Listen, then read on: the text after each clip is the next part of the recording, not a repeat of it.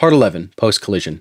The first position Ray, Ryan, and I were looking for to bring on to Collision was the choreographer. I was looking for someone who knew contemporary dance and ballet, was able to work with the emotional beats I had laid out, and was able to work with props. I wanted the piece to be felt, and choreographed improv suited us best for Collision. We met many talented choreographers, but the one we went for was literally the last interview scheduled.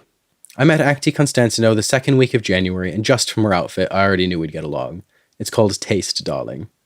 We chatted about the vision, and I learned her approach. She loved the garments and loved the emotion. We were already bouncing ideas back and forth. After discussion, Ray, Ryan, and I welcomed Acti to the Collision crew. What Acti brought to the table was something very special.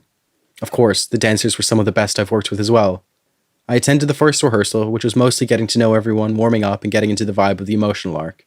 I was on a location scout with Ray and Ryan while the performers were rehearsing the second week, and I briefly spoke with Acti, but it's one of those where I just knew that she got it.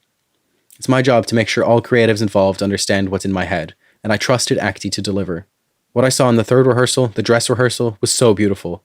Acti and I barely spoke in between, and I just left her to it, and I love being able to trust people. The foundation was placed in magnificent fashion, and I came in and finessed things like wanting to see an angrier build and more of an exponential increase of the emotion itself.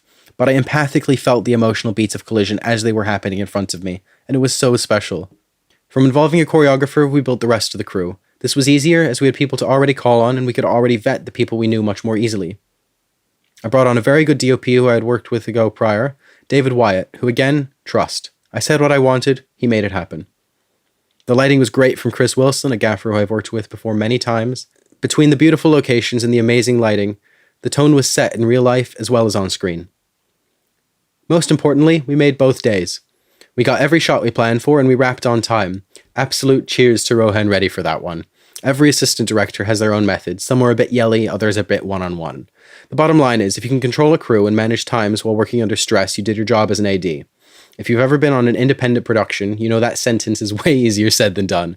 Rohan is both likable and authoritative, and as a director who can get carried away wanting the best performance possible, I absolutely need someone that can check all of the aforementioned boxes.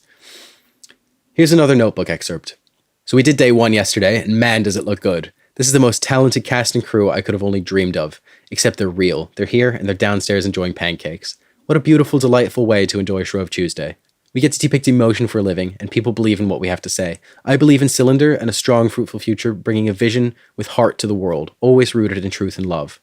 Let's shine. Day 2 is here, and I'm more than ready to bring the vision of Collision to life. Let's kick ass. Honestly, if any one cast or crew member had changed in Collision, it wouldn't have been the same production or product. I won't name drop everyone, but please know, I love all of you for what you brought to Collision. I've rarely been in a position to have someone else edit my own work. It's a combination of not having met an editor I could trust, as well as not having a budget, or lack thereof, to justify asking someone to dedicate so many hours in front of a computer. I'd known Ben Robertson-Kay, who was our DIT, for some time, and I'd only heard great things about his skills as an editor. So when it came up in conversation that I would be open to seeing someone else's take on the vision, it was a no-brainer. I spent the entire production process of Collision, learning to root everything in love and trust, being surrounded by some of the best people I knew for the job. Getting an editor was the logical next step. I love editing, but fresh eyes bring something new always. Ben has ideals and focuses on the performance and the vision. He loves what he does, and he loves telling a story through cuts. He gets what has to be done, and he pushes himself for the best product possible. His verisimilitude is palpable in his work. There's that word again. I'm so grateful to continue to expand the crew, and it also lets me focus on the main thing for me, directing. I want Tsilindr to scale, so I can't edit forever. I didn't try to edit Collision, but I can confidently say that Ben's edit is leagues beyond what I could have done.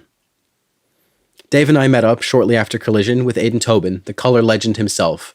Aidan has been my go-to since we met during Vive Le Rock. It's come to a point where I know his style, he knows my style, and we just bash through looks in the colour grade. He knows way more about colour science than I probably ever will, and he's a brilliant artist himself.